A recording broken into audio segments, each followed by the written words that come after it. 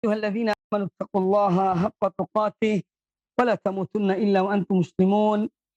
يا أيها الناس اتقوا ربكم الذي خلقكم من نفس واحدة وخلق منها زوجها وبث منهما رجالا كثيرا ونساء واتقوا الله الذي تساءلون به والأرحام إن الله كان عليكم رقيبا. يا أيها الذين آمنوا اتقوا الله وقولوا قولا سديدا يصلح لكم أعمالكم ويغفر لكم ذنوبكم ومن يطع الله ورسوله فقد فاز فوزا عظيما. أما بعد فإن أحسن الحديث كتاب الله وخير الهدي هدي محمد صلى الله عليه وآله وسلم وشر الأمور محدثاتها وكل محدثة بدعة وكل بدعة ضلالة وكل ضلالة في النار. Kaum muslimin dan kaum muslimat, para pemirsa dan para pendengar televisi dan radio Roja dimanapun Anda berada, semoga senantiasa dirahmati Allah Subhanahu wa taala. Alhamdulillah, kita bertemu kembali dalam pembahasan hadis-hadis Nabi sallallahu alaihi wasallam dari kitab Riyadhus Shalihin min kalami Sayyidil Mursalin sallallahu alaihi wa alihi wasallam. Ma'asyiral muslimin rahimakumullah, pembahasan kita masih pada bab al-hath ala suwarin wa ayatin makhsusah, yaitu bab tentang anjuran untuk kita membaca surat-surat tertentu dan atau ayat-ayat tertentu. Dan telah kita jelaskan beberapa surat yang mempunyai fadilah dan keutamaan. Di antaranya adalah surat Al-Mulk, mana yang dibawakan oleh Al-Imam An-Nawawi dalam bab ini. Juga sejumlah ayat-ayat yang memiliki keutamaan. Dan ini masih dalam pembahasan tentang salah satu keutamaan ayatul kursi. Ayat kursi ini adalah ayat yang ke-255 dari surat Al-Baqarah, surat yang kedua dalam Al-Quranul Karim. Nah, kita akan mendengar hadis yang cukup panjang ini, kisah tentang Abu Hurairah radhiyallahu anhu, yang beliau ditugaskan oleh Nabi sallallahu alaihi wasallam untuk menjaga zakat fitr. Kemudian ada orang yang datang kepada beliau radhiyallahu anhu. Qala al-Imam Abu Zakaria Yahya bin Sharaf An-Nawawi rahimahullah ta'ala rahmatan wasi'ah. Al-Imam Abu Zakaria Yahya bin Sharaf An-Nawawi rahimahullah berkata, wa an Abi Hurairah radhiyallahu anhu qala, dan dari Abu Hurairah radhiyallahu anhu beliau berkata, wakkalani Rasulullah sallallahu alaihi wasallam bihifdzi zakati Ramadan. Pernah aku diwakilkan oleh Rasulullah sallallahu alaihi wasallam untuk menjaga zakat Ramadan. Yang dimaksud di sini adalah zakat fitr. Fa'atani atin. Maka suatu ketika datang kepadaku seorang yang datang. Datang padaku seseorang. Faja'ala yahthu minat ta'am. Orang yang datang itu, dia kemudian mengambil dengan telapak tangannya, mengambil makanan yang itu adalah zakat. Fa'akhadtuhu faqult. Maka aku memegangnya. Ya, memegang orang ini, lalu aku berkata, la arfa'annaka ila Rasulillah sallallahu alaihi wasallam. Sungguh aku benar-benar akan melaporkan kamu atau perbuatanmu ini kepada Rasulullah sallallahu alaihi wasallam.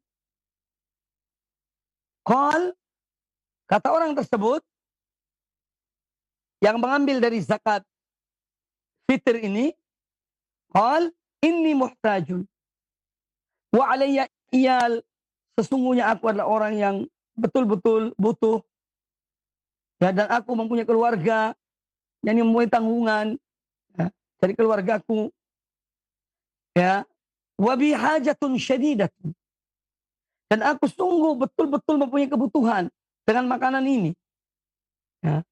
Fakhallaitu anhu fakhallaitu anhu. Maka kata Abu Hurairah radhiyallahu an, aku lepas dia. Aku biarkan dia pergi. Fa asbahtu. Ketika di pagi hari, ya, faqala Rasulullah sallallahu alaihi wasallam, Rasulullah sallallahu alaihi wasallam berkata atau bertanya kepada aku, "Ya Abu Hurairah, ma fa'ala asirukal barihata?" Wahai Abu Hurairah, ya, apa yang dilakukan oleh orang yang engkau tahan itu semalam? Qultu ya Rasulullah, syaka hajatan wa iyalan. Aku berkata, wahai Rasulullah, orang itu dia mengadu kepada aku. Dia mengeluh kepada aku tentang apa? Kebutuhannya. Dan dia mempunyai keluarga, punya tanggungan. Fa rahimtu. Maka aku, yang ini sebagai manusia, aku kasihan pada orang itu. Ya. Fa khallaitu sabilahu. Maka aku lepas dia untuk pergi. Faqal, mendengar jawaban Abu Hurairah radhiyallahu anhu, maka Nabi sallallahu alaihi wasallam berkata, "Ama innahu qad kadzabaka wa sayauд." Ketahuilah, kata Nabi sallallahu alaihi wasallam, bahwa dia berdusta padamu dan dia akan kembali. Dia akan datang lagi. Ya. Fa'araftu annahu sayauد liqauli Rasulillah sallallahu alaihi wasallam farasattuhu. Nah, maka aku pun mengetahui bahwasanya orang itu bakal kembali. Dia akan datang lagi. Ya. Sebab Rasulullah SAW telah mengatakan begitu. Bahwa dia akan datang. Farasattuhu. Ay fantadhartuhu. Maka aku pun menunggu dia. Orang tersebut. Faja'a yahtu minat ta'am. Tahu-tahunya orang itu betul datang. Ya. Kemudian dia mengambil lagi. Yang kedua tangannya, dia mengambil makanan. Ini zakat tersebut. Fakultu, maka aku katakan pada orang itu, la arfa'annaka ila Rasulillah sallallahu alaihi wasallam. Sungguh, aku benar-benar akan melaporkan, akan menyampaikan kamu ini tentang perbuatanmu kepada Rasulullah sallallahu alaihi wasallam. Qal, kata orang tersebut, da'ni fa inni muhtaj. Lepaskan aku, biarkan aku. Ya. Sesungguhnya aku ini betul-betul butuh. Wa alayya iyalun. Ya. Dan aku mempunyai keluarga. Aku mempunyai tanggungan. La a'ud. Aku tidak kembali lagi. Aku tidak kembali lagi. Farahimtuhu faqallaitu sabilahu. Kata Abu Hurairah radhiyallahu an, maka aku pun merasa kasihan pada orang itu. Lalu aku lepas dia. Aku lepas dia untuk pergi. Fa asbahtu faqala li Rasulullah sallallahu alaihi wasallam. Ketika di pagi hari, maka Rasulullah sallallahu alaihi wasallam berkata kepada aku, bertanya kepada aku, ya Abu Hurairah, wahai Abu Hurairah, ma fa'ala asirukal barihata? Apa yang dilakukan oleh orang yang kau tahan semalam itu? Qultu, aku menjawab, ya Rasulullah, syaka hajatan wa iyalan. Wahai Rasulullah, orang itu dia mengadu pada aku tentang kebutuhannya dan tentang tanggungannya, ya, beban keluarganya. Farahimtuhu, maka aku pun kasihan pada orang itu. Fakhallaitu sabilahu, maka aku lepas dia untuk pergi. Faqal, maka kata Nabi sallallahu alaihi wasallam, innahu qad kadzabaka wa sayauд. Sesungguhnya dia telah berdusta padamu dan dia akan kembali. Farasattuhu tsalitsata, maka aku menunggu orang ini yang ketiga kalinya. Faja'a yahtu ila ta'am. Kemudian betul datang lagi orang itu di malam hari. Yahtu minat ta'am, dia mengambil dari makanan zakat itu dan kedua telapak tangannya. Fa'akhadtuhu, maka aku menahan dia. Ya. Faqultu la arfa'annaka ila Rasulillah sallallahu alaihi wasallam. Wa hadha akhiru thalathi marratin annaka taz'umu annaka la ta'ud thumma ta'ud.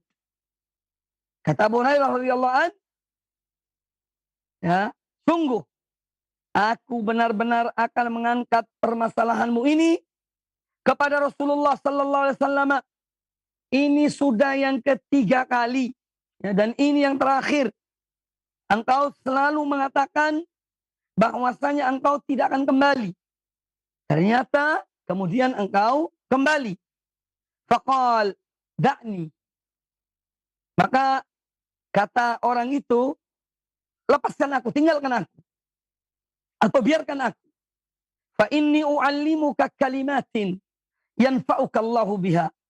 Sesungguhnya aku akan mengajarkan kepada engkau satu kalimat. Yang dengan kalimat itu akan bermanfaat. Allah memberi manfaat bagimu. Qultu ma hunna. Kata Abu Hurairah radhiyallahu an, kalimat-kalimat apa yang aku akan ajarkan padaku? Qal, kata orang itu, idza awaita ila firashika. Kalau kamu, ya, mendatangi kasurmu, tempat tidurmu, yakni kalau kamu akan tidur, faqra ayatul kursi. Maka bacalah ayat kursi. Fa innahu lan yazala 'alaika minallahi hafizan. Karena sungguhnya kalau engkau membaca ayat kursi, maka akan tetap ada dari Allah Ta'ala yang menjagamu.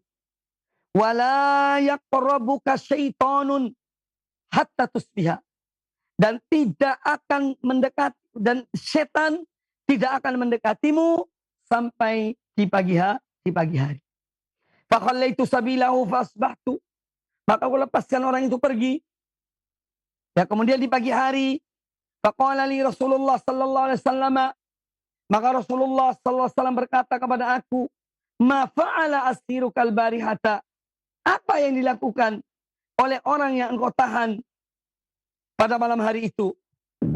Qultu, aku berkata, ya Rasulullah, wahai Rasulullah, za'ama annahu yu'allimuni.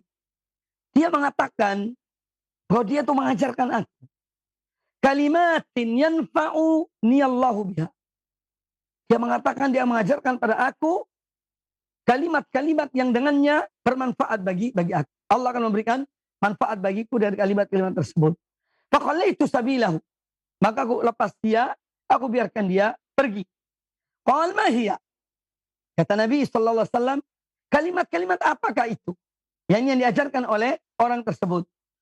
Qultu qala li, aku berkata, aku menjawab, dia orang itu berkata kepada aku, idza awaita ila firashika, apabila engkau mendatangi tempat tidurmu, ini engkau akan tidur, faqra ayatul kursi. Maka bacalah ayat kursi. Min awwaliha hatta takhtimal ayah. Dari pertama sampai selesai ayat tersebut. Yaitu Allahu la ilaha illa wal hayyul qayyum sampai selesai. Wa qala li, dan dia berkata kepada aku, la yazalu 'alaika minallahi hafizun. Akan tetap ada dari Allah Ta'ala yang akan menjagamu. Artinya, jika engkau membaca kalimat-kalimat itu. Walan yaqrabaka syaitanun hatta tusbiha. Dan tidak akan hatta yusbiha. Dan tidak akan mendekati kamu syaitan sampai di pagi hari. Mendengar jawaban atau apa yang dijelaskan oleh Abu Hurairah radhiyallahu anhu kepada Nabi sallallahu alaihi wasallam, faqala an-nabiy sallallahu alaihi wasallam, maka Nabi sallallahu alaihi wasallam bersabda, ama innahu qad sadaqaka. Ketahuilah bahwa apa yang diucapkan itu telah benar. Dia telah berbuat jujur kepada engkau, yakni dengan mengucapkan kalimat itu dan mengajarkan kalimat tersebut. Wa huwa kadzub. Tetapi dia secara pribadi adalah seorang yang banyak dustanya, banyak bohongnya. Ta'lamu man yukhatibu mundu thalathin ya Abu Hurairah? Tahukah engkau Abu Hurairah, siapakah orang yang kau ajak bicara selama 3 malam itu? Qultulah. Kata Abu Hurairah, tidak. Aku tidak mengetahuinya. Qal, kata Nabi sallallahu alaihi wasallam, dzaka syaitan itu adalah syaitan. Hadis riwayat Imam Al-Bukhari di dalam Sahih Al-Bukhari. Kisah dan kejadian ini menarik. Ya. Menarik untuk kita mengambil banyak pelajaran dari kisah atau kejadian yang terjadi pada diri Abu Hurairah radhiyallahu taala anhu. Nah, di dalam hadis ini yang pertama bahwa Nabi sallallahu alaihi wasallam mengangkat seseorang untuk menjadi orang yang mengawasi atau menjaga zakat al-fitr yang disalurkan di bulan Ramadan. Ya. Jadi beliau mewakilkan pada seseorang. Nah, ini menunjukkan bolehnya mewakilkan zakat fitr ini kepada, misalnya kalau kita di zaman kita ini ada panitia. Panitia di masjid-masjid. Ya. Itu mereka yang menangani masalah zakat fitrah. Kadang-kadang kita memberi uang untuk dibelikan beras oleh panitia. Atau terkadang ada juga yang langsung membawa beras kepada panitia. Intinya makanan pokok. Maka ini hal yang dibolehkan dalam agama.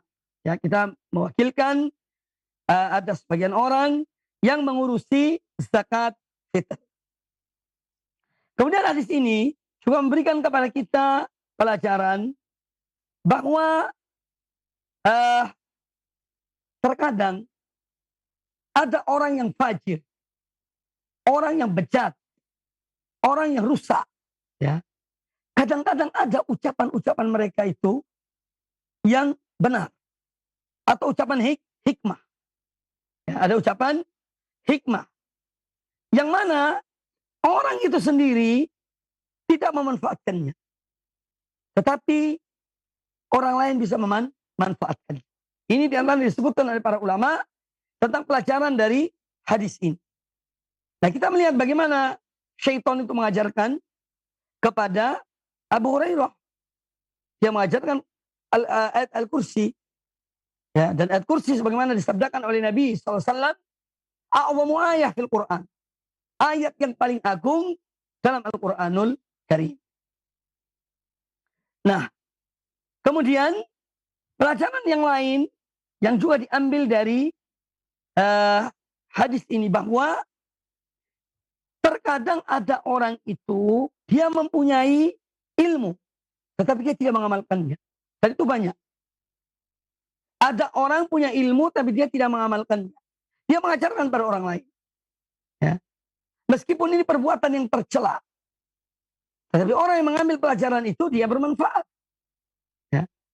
Orang yang demikian, yang mengajarkan kebaikan pada orang lain, tetapi dia tidak mengamalkannya, ini disebutkan dalam hadis Nabi SAW seperti sebuah lilin.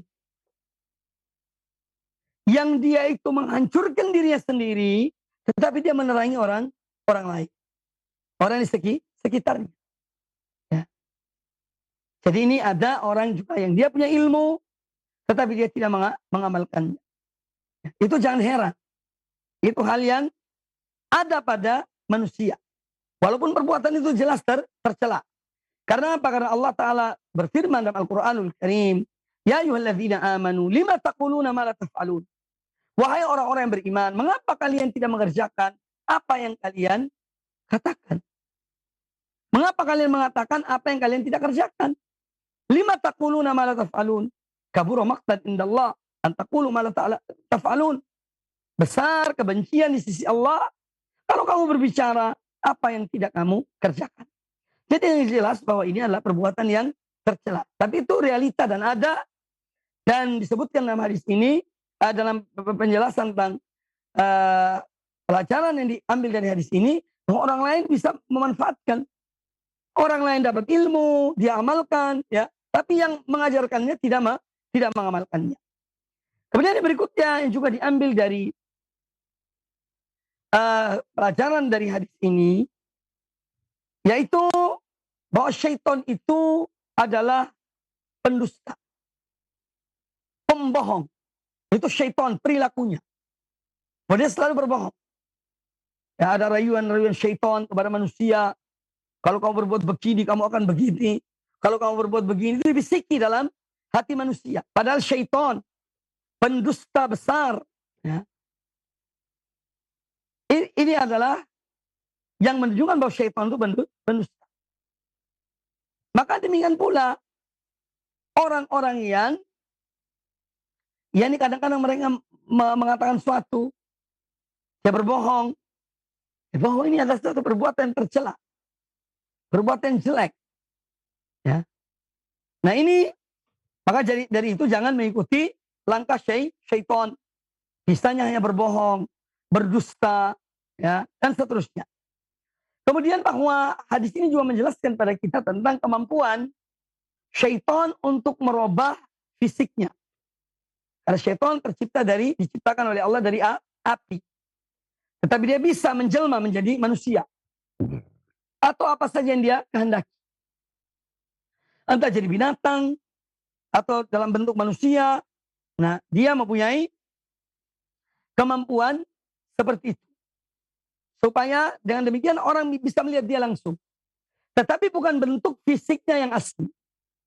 Hanya dalam bentuk yang lain. Kemudian,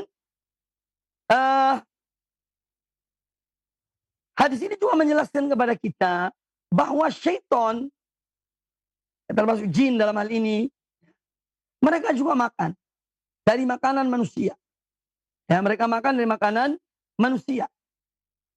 Mereka minum dari minuman manusia. Nah, ini syaitan. Dan mereka mampu berbicara juga dengan bahasa seseorang, bahasa manusia. Makanya dia menjelma menjadi seorang manusia. Kemudian dia berbicara dengan Abu Hurairah ketika itu. Ya. Dan Abu Hurairah tidak mengetahui bahwa dia adalah syaitan. Nah. Kemudian juga dia adalah perilaku syaitan. Syaitan itu juga mencuri. Jangan dikira syaitan tidak mencuri. Dia berbohong, dia mencuri. Ya, itu syaitan. Dan ini terbukti dalam hadis ini. Ya. Makanya kita dianjurkan untuk apa? Ketika kita masuk rumah, baca bismillah. Keluar rumah juga baca bismillah. Ya. Bismillah tawakkaltu 'ala Allah, la haula wala quwwata illa billah. Masuk rumah bismillah walajna bismillah kharajna. Dan seterusnya. Bahkan seorang ketika akan mengumpuli istrinya, ya, juga dianjurkan baca bismillah dan seterusnya. Dari bacaan ketika seorang akan menggauli istrinya. Karena apa? Syaitan itu selalu ingin bersama atau berserikat dengan manusia, nimbrung dengan manusia, Bani Adam, dalam semua aktivitas. Itu adalah perangai syaitan. Sifat syaitan. Dia ingin ikut aktif, ya, dalam semua aktivitas manusia. Ya. Oleh karena itu kita diperintahkan oleh agama Allah, ya, untuk apa? Memperbanyak berzikir pada Allah Ta'ala. Orang yang banyak berzikir pada Allah Ta'ala, termasuk dia ta'awud, mohon perlindungan pada Allah Ta'ala dari syaitan, dan bisikan-bisikannya akan dilindungi oleh Allah Ta'ala. Ya. Jadi jangan dikira bahwa syaitan ini ketika seorang bekerja, ketika dia lupa menyebut nama Allah, syaitan tidak nimbrung dalam pekerjaannya. Nimbrung. Ya. Dia ingin. Apalagi pada orang-orang beragama. Yang tahu dalil, yang tahu hujjah. Ini lebih didekati lagi oleh syaitan. Untuk menjerumuskannya kepada perbuatan yang keji. Kepada perbuatan yang hina. Kepada perbuatan yang tidak layak dilakukan oleh seorang yang punya ilmu. Nah, syaitan demikian perangainya, dia selalu ingin nimbrung dalam semua perbuatan aktivitas manusia. Ya, makannya, minumnya, pekerjaannya, ya, tidurnya pun demikian. Dia ingin nimbrung. Bahkan seorang mengumpuli istrinya, dia ingin ikut juga. Itu syaitan. Makanya hati-hati. Ya, kita ini harus banyak berzikir pada Allah Ta'ala. Banyak mohon perlindungan pada Allah Ta'ala dari makhluk yang satu ini. Ya, di dalam manusia ini ada perbuatan manusia, ya, ketika dia jauh dari bimbingan Allah, ada dua hal yang menjadikan seorang itu berbuat yang tidak selayaknya. Faktor pertama, manusia itu mempunyai hawa nafsu. Kita tidak bisa memungkiri Setiap orang kita punya hawa nafsu. Makanya Allah melarang kita mengikuti hawa nafsu. Hawa nafsu harus dikendalikan, ya, oleh seorang yang mempunyai hawa nafsu itu. Apalagi seorang mukmin, seorang muslim, mukminah, muslimah harus mampu mengendalikan diri. Ini yang pertama. Ya, karena dia manusia mempunyai hawa nafsu. Nah, itu faktor internal, faktor dari dalam diri seseorang. Kemudian ada yang kedua, faktor eksternal, yang dari luar, yaitu syaitan. Dia masuk dalam diri seorang hamba. Ya. Apabila hawa nafsu bertemu dengan syaitan ini dan cocok, klop, maka jadilah apa yang diinginkan oleh syaitan. Makanya hati-hati.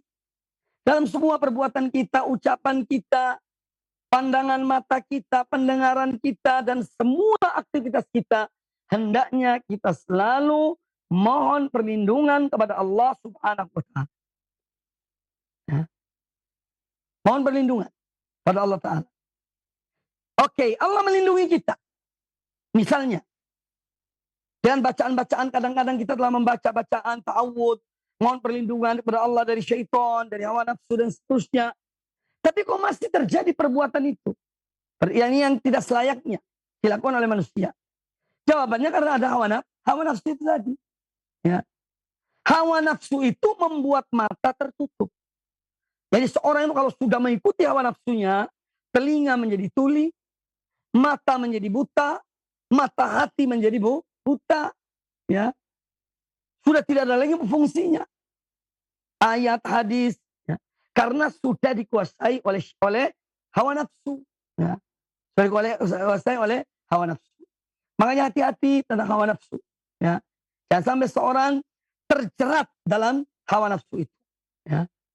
Kita harus berbicara, berpikir, bertindak, ya, dengan penuh kematangan, dengan penuh kehati-hatian, dan mohon kepada Allah Ta'ala taufik. Kalau seorang diberikan taufik oleh Allah Azza wa Jalla, maka insya Allah dalam semua tindakannya, semua tingkah lakunya, semua perangainya adalah merupakan bimbingan dari Allah Subhanahu wa Ta'ala. Dia akan diarahkan kepada yang baik. Kemudian hadis ini juga menjelaskan kepada kita tentang keutamaan ayatul kursi. Keutamaan ayat Al-Kursi, yang mana ayat ini ada di dalam surat Al-Baqarah. Dan surat Al-Baqarah juga pernah kita bahas, mempunyai keutamaan. Apa keutamaannya? Yaitu rumah yang dibacakan surat Al-Baqarah akan dijauhi dari akan dijauhi oleh syaitan. Syaitan tidak akan masuk dalam rumah-rumah yang selalu dibacakan surat Al-Baqarah. Ya. Oleh karena itu, hadis ini menjelaskan kepada kita keutamaan, baik secara umum, keutamaan surat Al-Baqarah, ataupun secara khusus, yaitu ayat 255 dari surat Al-Baqarah, yaitu ayatul kursi. Ya. Ini memiliki keutamaan. Kemudian, yang perlu kita pahami juga, ini baru saya jelaskan, ketika seorang makan atau minum atau mengumpuli istrinya, atau ketika dia masuk rumah, ketika dia tidur, tatkala seorang tidak membaca, yakni basmalah atau bismillah, dan dia tidak membaca zikir-zikir yang diajarkan oleh Nabi Sallallahu Alaihi Wasallam, maka syaitan akan ikut dalam aktivitas, dalam makannya, dalam minumnya. Ya, dalam ketika masuk rumah, ketika tidur, syaitan pun ikut tidur bersamanya. Makanya kita diajarkan adab-adab tidur, adab-adab masuk rumah, dan yang lain. Ya, dengan bacaan-bacaannya. Dalam rangka membentengi diri kita dari syaitan. Ya. Membentengi diri kita dari syaitan. Kemudian, hadis ini juga menjelaskan kepada kita tentang ada masalah fikih yang diambil dari hadis ini, bahwa seorang yang mencuri, ya, di musim kelaparan, di musim paceklik misalnya, atau dalam keadaan masyarakat dalam keadaan kesulitan makanan, kalau ada orang mencuri, ya, maka itu tidak dipotong tangannya. Ketika musim kelaparan, manusia sulit mendapatkan makanan, lalu ada orang yang mencuri. Maka di saat itu ini ada sebabnya. Para ulama menyebutkan bahwa dia tidak dipotong tangannya. Ini orang yang mencuri. Padahal hukum mencuri itu potong tangan. Walaupun memang ada nisabnya, ada ketentuannya. Sampai seberapa dia mencuri. Ya. Batas minimal berapa. Kemudian baru dia dipotong tangannya. Batasnya adalah rubu dinar. 1/4 dinar. Seorang mencuri 1/4 dinar. Dan terbukti dia mencuri. Kemudian telah diselidiki dan seterusnya. Maka dijatuhkan. Jatuhi hukum potong tangan. Kemudian bahwasanya. Yang juga harus diambil dalam pelajaran ini. Kepada nisab. Ya, artinya. Seorang mencuri sesuatu di bawah nisab, maka tidak dipotong tangannya. Ya, tidak dipotong tangannya. Kemudian hadis ini menjelaskan kepada kita juga bahwa terkadang manusia atau kita sebagai orang beriman menerima alasan seseorang. Ketika dia menjelaskan secara zahirnya. Ya, dan kita tidak tahu apa di dalamnya, itu urusan dia. Tapi dia mengatakan dia menyampaikan uzurnya, ya. Maka kita boleh menerima uzur. Atau dia menutupi sesuatu, ya. Seakan-akan dia itu jujur, maka kita secara lahir boleh menerima apa yang diomongkannya. Nah, kita lihat dalam kisah ini tentang Abu Hurairah radhiyallahu an. Ketika orang itu mengadu bahwa saya ini orang miskin, saya punya tanggungan, ya makanya saya itu mau tidak mau harus ambil di malam ini, ya, ini dari makanan ini. Abu Hurairah kesian. Dan ini sifat seorang mukmin. Ya. Sifat seorang mukmin itu dia mengasihi saudaranya. Ya. Dia menyayangi saudaranya. Itu sifat di antara sifat-sifat orang-orang beriman. Ya. Dan dalam Al-Quran Allah menyebutkan dengan sifat Allah. Allah pengasih penyayang. Demikian pula Allah menjelaskan tentang Nabi SAW. Ra'ufun Rahim. Orang yang penuh kasih sayang dan belas kasihan kepada kaum mukminin. Ya. Demikian pula hadis Nabi SAW tentang irhamu man fil ardi yarhamukum man fis sama. Rahmatilah, kasihanilah yang di bumi ini. Niscaya dia yang di atas akan mengasihi kalian. Maka Islam adalah agama rahmat. Islam agama yang penuh dengan rahmat kasih sayang. Dan Ahlus Sunnah wal Jamaah adalah orang-orang yang paling a'lamu bil haqqi wa arhamu bil khalqi. Kata Syekhul Islam Ibnu Taimiyah rahmatullah alaih, Ahlus Sunnati wal Jamaah a'lamun nasi bil haqqi. Orang-orang yang paling tahu tentang kebenaran yang datangnya dari Quran dan Sunnah Nabi sallallahu yang dipahami oleh para salafus saleh radhiyallahu anhum ajma'in. Ya. Ahlus Sunnah paling mengetahui tentang hal itu, tentang kebenaran itu. Wa arhamu lil khalqi.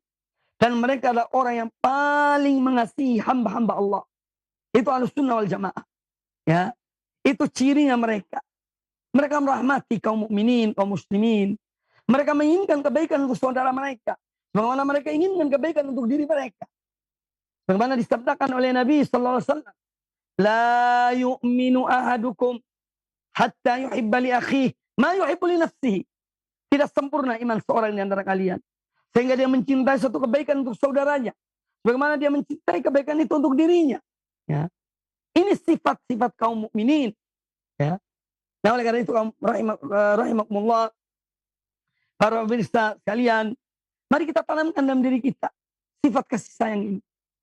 Wallah, kalau kita kasih sayang pada hamba-hamba Allah, ya, maka Allah akan mengasihi kita. Jangankan manusia, binatang pun kita dianjurkan untuk apa? Merahmati binatang itu. Tidak boleh menyiksa binatang. Ya. Apalagi pada sesama hamba Allah. Apalagi pada kaum mukminin. Ya. Apalagi yang seakidah, semanhaj, harus ada rasa kasihan. Ya. Kita selamatkan diri kita, keluarga kita, saudara kita, dan kaum mukminin. Kita menginginkan kebaikan untuk mereka. Bagaimana kita menginginkan kebaikan untuk diri kita. Inilah misi yang dibawa oleh Rasulullah Sallallahu Alaihi Wasallam. Dan ini yang tidak dimiliki oleh yang lainnya. oleh kelompok-kelompok yang lainnya. Ya. Kelompok-kelompok yang menyimpang, tidak punya kasih sayang kepada hamba-hamba Allah Subhanahu wa taala. Nah, oleh karena itu tugas kita adalah apa? Menyeru kepada kebaikan, mengajak mereka dengan baik dan akhlak yang mulia, kalimat-kalimat yang baik. Allah mereka akan nurut. Kalau diberikan hidayah oleh Allah Ta'ala. Nah, oleh karena itu, kasih sayang ini adalah bagian dari sifat orang-orang beriman, terutama kepada saudara-saudara mereka. Mereka inginkan kebaikan bagi saudaranya, sama mereka menginginkan kebaikan untuk diri mereka. Kemudian hadis ini juga menjelaskan kepada kita, Nabi SAW itu memantau Abu Hurairah. Nabi SAW memantau dan mengetahui perilaku Abu Hurairah. Dan beliau biarkan. Nabi SAW biarkan sampai 3 malam. Ini menunjukkan bahwa Abu Hurairah orang yang paham. Seandainya dia tidak paham, tidak akan dibiarkan oleh Nabi SAW. Ini juga menunjukkan keutamaan Abu Hurairah radhiyallahu taala anhu. Kemudian yang juga diambil dari kisah ini, bahwasanya kita melihat dalam kisah ini tentang seorang mukmin, ya. Dia itu dimanapun dia mendapatkan hikmah, maka dia mengambilnya. Ada hadis dhaif, ya. Al-hikmatu dhalatul mu'min. Anna wajadaha akhadhaha.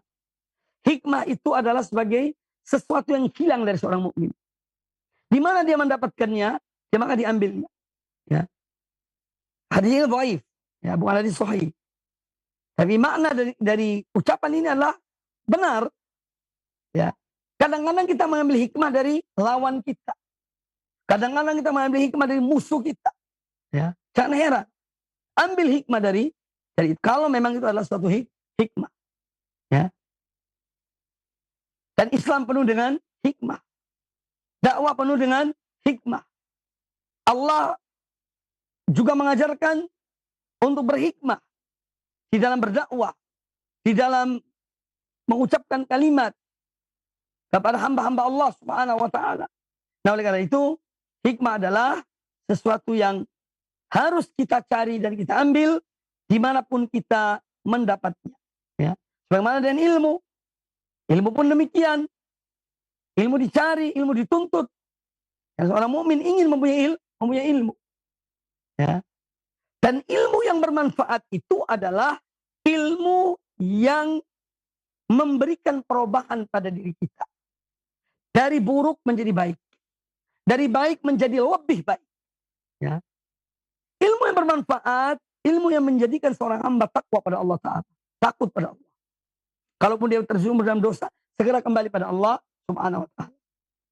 Ilmu yang bermanfaat, yang menggerakkan seseorang untuk dia memperbanyak amal-amal kebaikannya. Ilmu yang bermanfaat, yang mengingatkan seorang akan akhirat, akan hari kiamat. Bahwa di hari kiamat manusia akan dibangkitkan. Dan akan diperlihatkan semua amal perbuatannya. Ya. Ilmu yang bermanfaat, ilmu yang menjadikan seorang hamba takut pada Allah Ta'ala. Al-ilmu khasyah. Kata para salaf atau sebagian salaf, ilmu itu adalah al-khasyah. Rasa takut pada Allah Subhanahu wa Ta'ala. Itu ilmu. Nah, kalau kita belajar ilmu, semakin rusak akhlak kita, semakin rusak perangai kita, semakin bejat moral kita, perlu kita tinjau kembali ilmu yang kita tuntut. Tinjau kembali. Ya. Sudah benar atau tidak? Kadang-kadang niat-niat kita pun tidak benar. Karena tidak ikhlas pada Allah Ta'ala. Ya. Karena menuntut ilmu adalah ibadah pada Allah Subhanahu wa Ta'ala. Itu menuntut ilmu. Menuntut ilmu agama adalah ibadah. Bahkan kata Syekh Muhammad bin Shalih Al-Utsaimin, min afdal al-ibadat, termasuk ibadah yang paling afdal, apalagi di zaman penuh dengan kejahilan. Ya. Tetapi apa? Harus dengan ikhlas. Kalau tidak ikhlas, naudzubillahi min dzalik. Naudzubillahi min dzalik. Ya. Justru nanti ilmu akan menjadi bumerang bagi kita. Nah, jadi ilmu, hikmah, Ini hal-hal yang dituntut oleh seorang mukmin, dicari dan dikejarnya, tapi untuk kemudian diamalkan dan diajarkan kepada orang lain. Hadis yang berikutnya. Qala al-Imam An-Nawawi rahimahullah ta'ala. Al-Imam An-Nawawi rahimahullah berkata, wa an Abi Darda radhiyallahu anhu. Dan dari Abu Darda radhiyallahu anna Rasulullah sallallahu alaihi wasallam qaal, bahwasanya Rasulullah sallallahu alaihi wasallam bersabda, man hafidha asyra ayatin min awwali suratil kahfi, barang siapa yang menghafal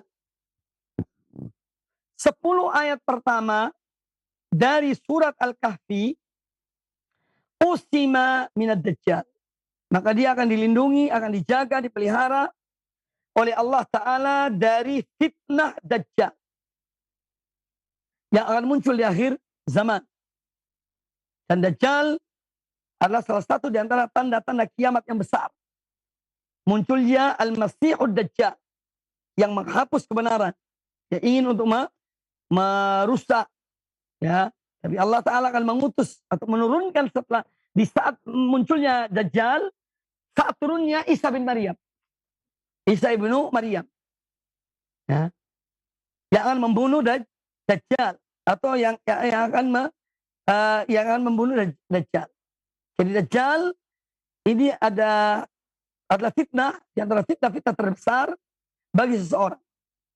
Karena dia mampu melakukan hal-hal yang di luar kemampuan manusia.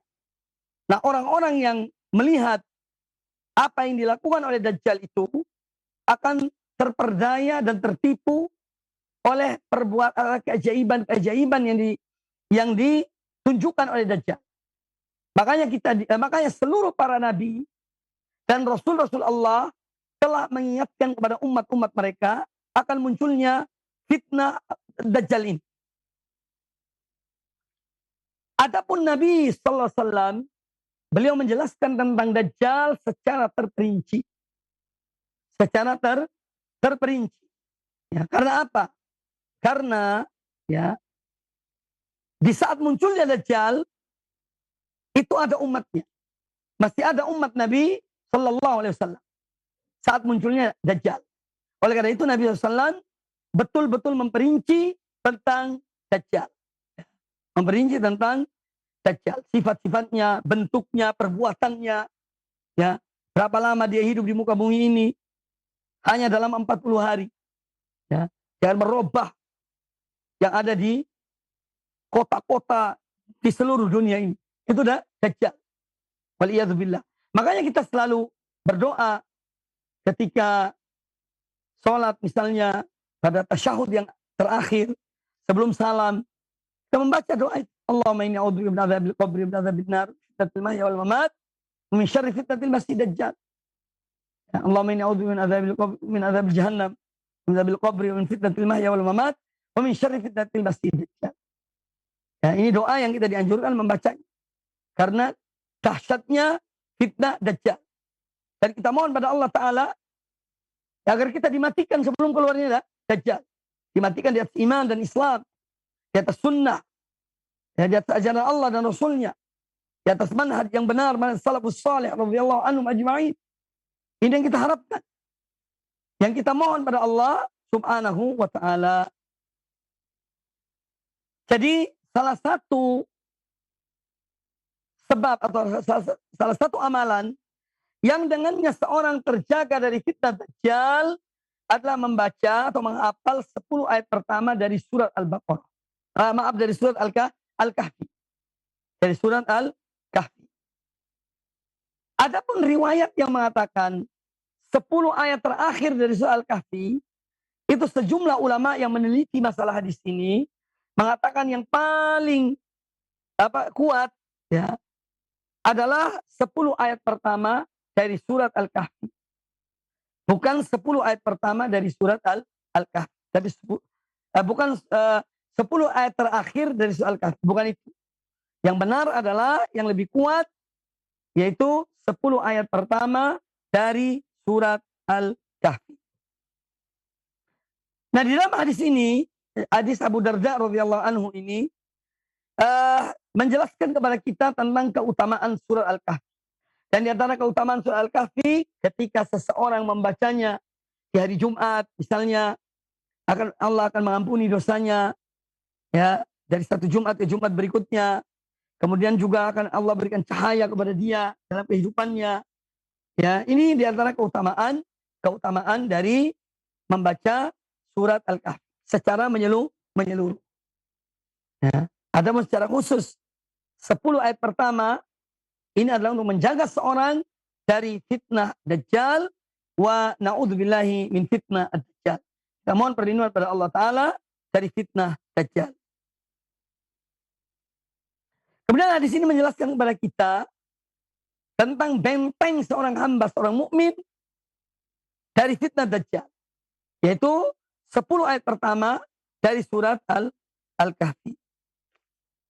Kemudian hadis ini menjelaskan pula kepada kita tentang keutamaan orang-orang yang membaca Al-Quranul Karim. Mereka memahami maknanya, mereka merenungkannya atau bertadabbur dan ayat-ayat Al-Quranul Karim. Ini tentu fadilah keutamaan lebih besar. Tidak sekedar membaca Al-Quran itu.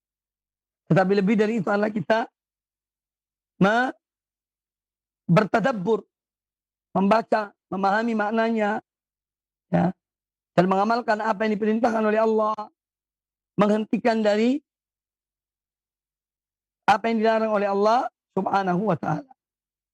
Baik, hadis yang berikutnya, hadis yang terakhir dalam bab ini, yaitu hadis Abdullah bin Abbas. Qala al-Imam an-Nawawi rahimahullah ta'ala. Al-Imam an-Nawawi rahimahullah berkata, wa 'an Ibnu Abbas radhiyallahu anhuma qala, dan dari Abdullah bin Abbas radhiyallahu anhuma beliau berkata, bainama Jibril alaihi salam qa'idun inda Nabi sallallahu alaihi wasallam. Ketika Jibril alaihi salam sedang duduk di sisi Nabi sallallahu alaihi wasallam, sami'a naqidan min fawqihi.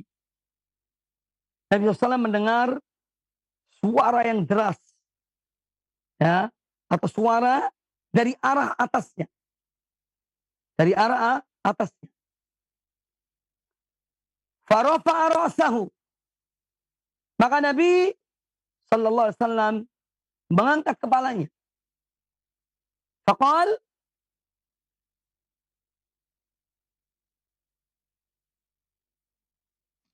farafa'a ra'sahu. Ketika Jibril sedang duduk bersama Nabi SAW, maka beliau mendengar suara dari arah atasnya. Farafa'a ra'sahu. Kemudian Jibril melihat ke atas, mengangkat kepalanya. Kemudian faqala, Jibril mengatakan, hadza babun minas sama'i futihal yaum. Ini salah satu dari pintu langit yang dibuka hari ini. Walam yuftaqattu illa al-yaum. Dan tidak pernah dibuka pintu langit ini kecuali hari ini. Fanazala minhu malakun faqal. Maka turunlah dari pintu langit tersebut yang baru dibuka itu seorang malaikat. Faqal, maka Jibril mengatakan, hadza malakun nazala ilal ardi. Ini adalah seorang malaikat yang turun ke bumi. Lam yanzil qattu illa al-yawm. Dia tidak pernah turun di bumi ini, ya, sekalipun kecuali hari ini. Fasallama wa qala. Kemudian malaikat itu mengucapkan salam dan mengatakan, malaikat mengucapkan salam, yakni kepada Nabi SAW. Fanazala waqal, dan malaikat itu mengatakan, abshir binuraini utitahuma. Setelah dia mengucapkan salam kepada Nabi SAW dan Jibril yang ada di situ, kata malaikat itu, abshir binuraini, berita gembira untukmu, yakni wahai Muhammad, dengan dua cahaya. Utitahuma, yang engkau diberikan kedua cahaya itu, yakni kepadamu. Lam yu'tihima nabiyyun qablaka, dan tidak pernah diberikan kepada seorang nabi pun sebelum engkau. Apakah dua cahaya itu? Ya. Kata malaikat tersebut, Fatihatil Kitab. Fatihatul Kitab itu surat Al-Fatihah. Yang 7 ayat itu. Yang pertama adalah Fatihatul Kitab. Yang kedua, wa khatim surati Al-Baqarah. Dan ayat terakhir dari surat Al-Baqarah. Lan taqra'a biharfin minha illa utitahu. Tidaklah kamu membaca huruf-huruf dari ayat-ayat itu illa utitaha, melainkan engkau akan diberikan kepadanya. Melainkan yang engkau mohon itu diberikan padamu. Lan taqra'a biharfin minha illa utitahu. Tidaklah engkau membaca satu huruf pun dari ayat-ayat itu, melainkan kamu diberikan. Nah, ini yang disebut dengan, yang antaranya adalah 2 ayat terakhir dari surat Al-Baqarah. Ya. Amana rasulu bima unzila ilaihi min rabbi wal mu'minun. Kullun amana billah wa malaikati wa kutubi wa rusulih. La nufarriqu baina ahadin min rusulih. Wa qalu sami'na wa ata'na ghufranaka rabbana wa ilaikal masir. La yukallifullahu nafsan illa wus'aha. Laha ma kasabat wa alaiha ma kasabat. Rabbana la tu'akhidna in nasina wa akhtana. Rabbana wa la tahmil alaina isran kama hamaltahu ala alladhina min qablina. Rabbana wa la tuhammilna ma la taqata lana bih. Wa'fu anna waghfir lana warhamna anta maulana fansurna 'alal qawmil kafirin. Nah, ini ada mengandung doa. Pada ayat terakhir dari surat Al-Baqarah ada doa yang disebutkan di sini, tidaklah membaca satu huruf pun darinya, melainkan engkau akan diberikan oleh Allah Subhanahu wa taala. Hadis ini hadis sahih riwayat Imam Muslim di dalam Sahih Muslim. Nah, hadis ini menjelaskan kepada kita tentang Nabi SAW yang selalu didatangi oleh Jibril alaihissalam.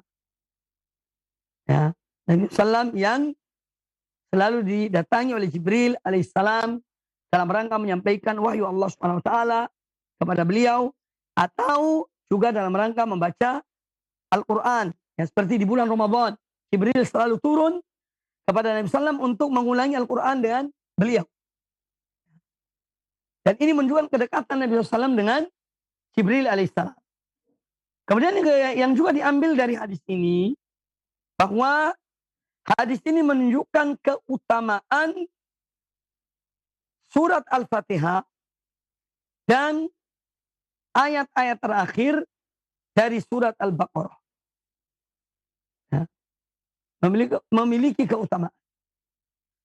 Kemudian juga hadis ini menjelaskan kepada kita bahwa kitab Allah Subhanahu wa taala adalah cahaya yang menerangi kehidupan para hamba-hamba Allah yang memakai atau yang beriman kepada kitab Allah. Di Al-Quranul Karim ada petunjuk. Cahaya yang terang benderang. Ya. Itu Al-Quranul Karim. Inna hadzal Qur'an yahdi lillati hiya aqwam. Sesungguhnya Al-Quran ini menunjuki kepada yang terbaik, yang terlurus, yang terbenar. Ya. Itu Al-Quranul Karim. Maka jangan ada keraguan pada Al-Quranul Karim. La syakka aw la raiba fihi. Tidak ada keraguan pada Al-Quranul Karim. Dia akan menunjuki kepada yang terbaik. Ya.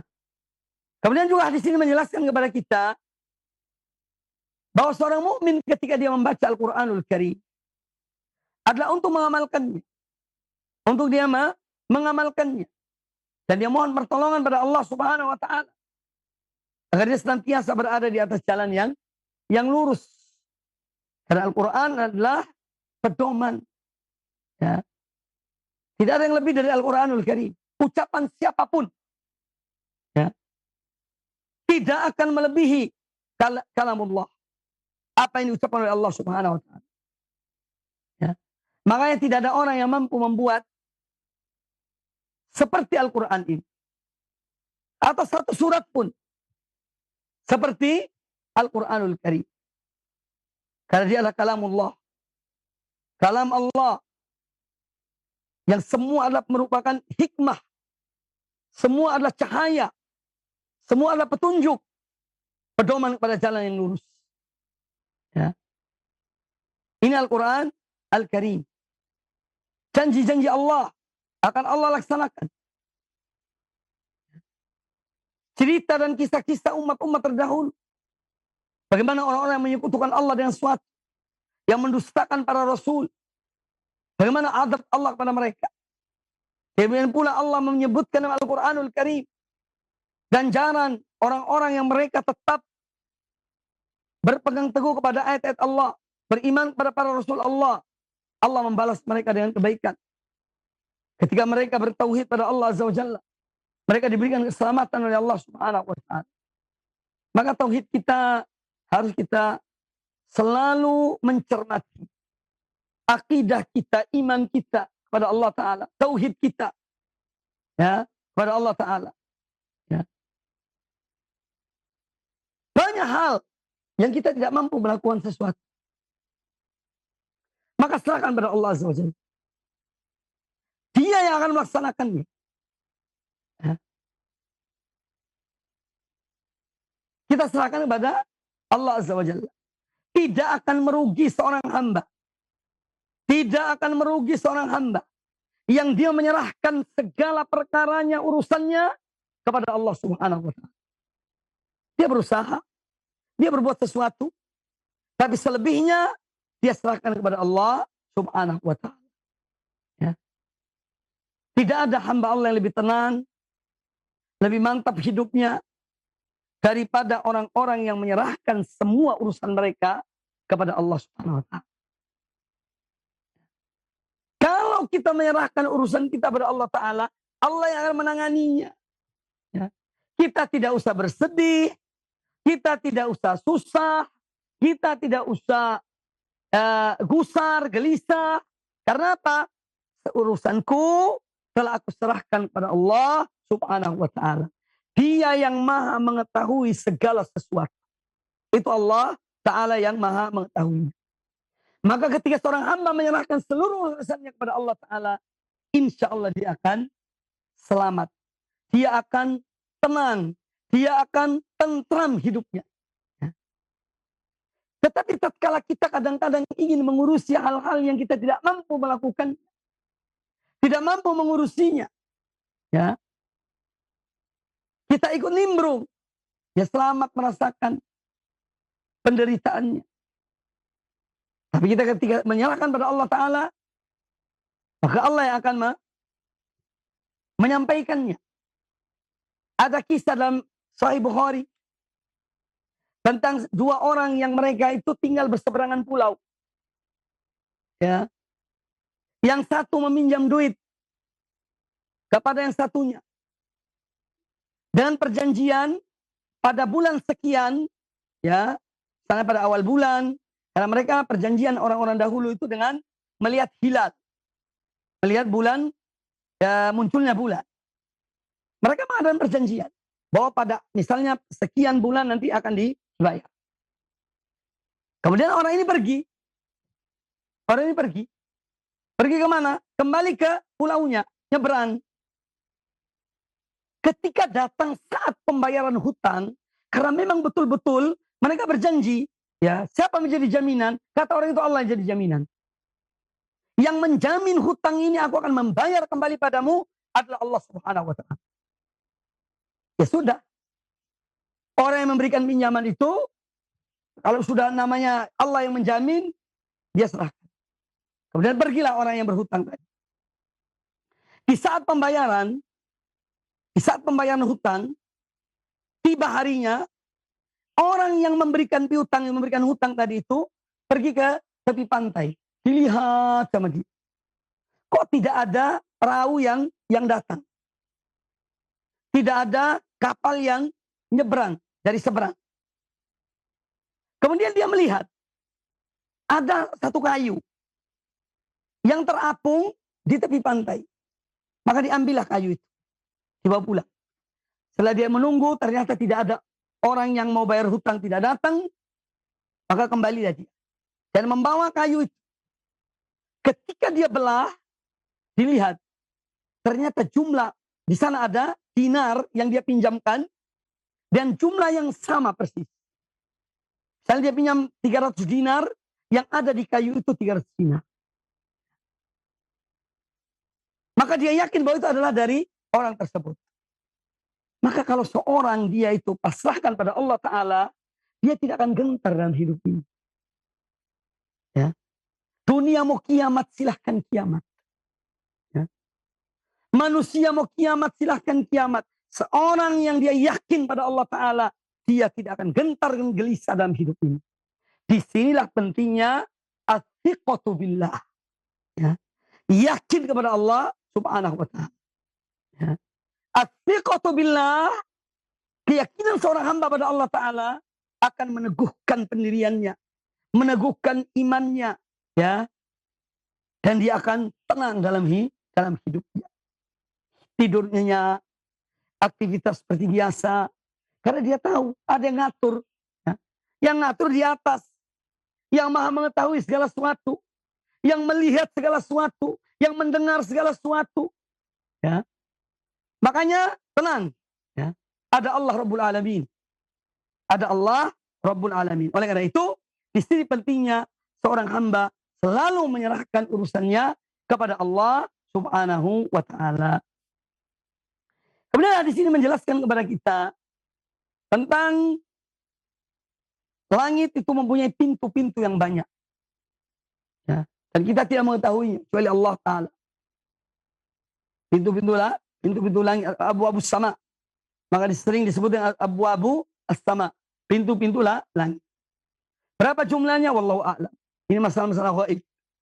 Kita hanya wajib beriman kepada apa yang diberitahukan oleh Allah dan Rasulnya Nabi kita Muhammad sallallahu alaihi wasallam. Dan pintu-pintu langit itu tidak akan dibuka kecuali dengan perintah Allah Subhanahu wa Ta'ala. Ya. Dan disebutkan contoh dalam kisah ini tentang satu peristiwa, satu perintah turun dari pintu tertentu. Tidak pernah dibuka, kata Jibril. Pintu ini tidak pernah dibuka kecuali ketika menurunkan berita ini. Ya.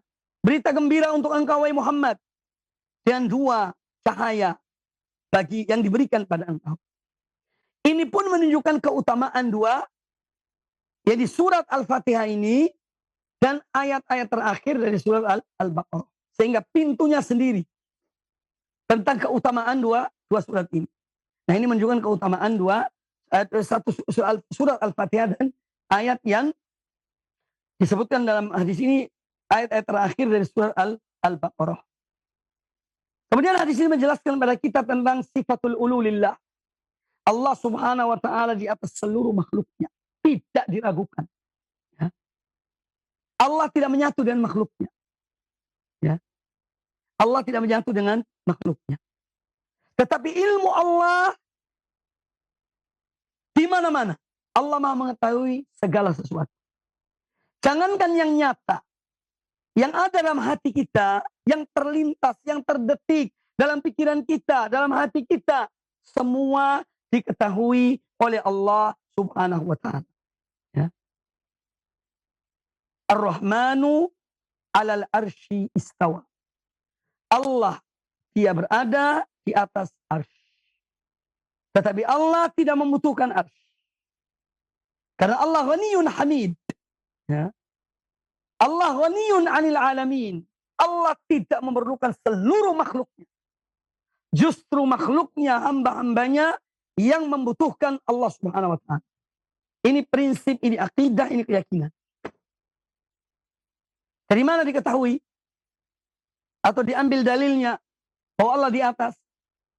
Jibril mengatakan, malaikat itu turun, dapat perintah dari Allah. Dibukakan pintu langit, mereka turun ke bumi. Menyampaikan apa yang disampaikan kepada Nabi sallallahu alaihi wasallam. Ya, jadi ini akidah Ahlussunnah wal Jamaah, para sahabat radhiyallahu anhum ajma'in, para tabi'in dan orang-orang yang mengikuti mereka dengan baik, ulama-ulama kaum muslimin. Ya. Mereka meyakini dan akidah ini. Yang ragu silakan ragu, ya. Yang bingung silakan bingung. Kalau ingin tidak bingung, kembali pada Quran dan Sunnah. Maka insya Allah seorang akan mantap. Makanya kita ketika berdoa, hati ini menengadah ke atas. Tidak ada orang berdoa itu hatinya keliling kemana-mana, muter, ya. Tidak. Ini menengadah ke atas. Allah Subhanahu wa Ta'ala. Jadi di sini menjelaskan kepada kita tentang apa? Penetapan sifat Allah yang maha tinggi dan maha agung, maha besar. Kemudian Allah Ta'ala berbicara dengan suara dan huruf. Ya. Dan dibayangkan bagaimana Allah Ta'ala berbicara. Allah berbicara, kapan dia kehendaki dia berbicara, apa yang akan dibicarakan, kapan dia kehendaki dia berbicarakannya, ya, itu Allah Subhanahu wa Ta'ala. Dan bagaimana Allah berbicara, yaitu semaunya Allah Ta'ala. Kita tidak usah bayangkan, karena memang tidak mungkin kita bayangkan Allah seperti apa. Ini sifat-sifat Allah. Akal kita tidak akan terjangkau. Kita diwajibkan dalam hal ini beriman pada Allah. Inilah hakikat dari iman kepada yang gaib. Ya, di antaranya adalah salah satunya beriman pada Allah Ta'ala dengan segala sifat-sifatnya yang telah Allah sebutkan dalam Al-Quranul Karim dan telah ditetapkan oleh Nabi SAW dalam hadis-hadis beliau yang sahih alaihi salatu wassalam. Kalau kita beriman seperti ini gampang, tidak sulit. Islam ini tidak sulit. Ajarannya, akidahnya, ibadahnya, ya, suluknya, semua mudah. Tidak sulit. Hanya manusia yang menyulitkan diri mereka sendiri. Memaksakan diri mereka sendiri. Hal-hal yang tidak diperintahkan mereka kerjakan. Hal-hal yang tidak disuruh mereka memikirkan, mereka pikirkan. Allah menyuruh kita memikir makhluk-makhluknya. Untuk kita mencermati, merenungkan bagaimana besarnya ciptaan Allah ini. Nah, bagaimana dengan zat yang menciptakan makhluk yang besar ini. Supaya menambah keyakinan kita. Menambah iman kita. Kita tidak disuruh bagaimana kita mikir tentang Allah. Seperti apa sih Allah itu? Tak bakal nyampe. Tidak bakal sampai kepada hal tersebut. Tak mungkin. Maka berimanlah pada Allah Ta'ala dengan segala nama-nama dan sifat-sifat Allah Subhanahu wa Ta'ala. Sesuai dengan kebesaran dan keagungannya. Tiada satu pun yang menyerupai Allah Ta'ala. Dan dia maha mendengar, lagi maha melihat. Ma'asyiral muslimin rahimani wa rahimakumullah. Itu hadis terakhir dalam bab ini.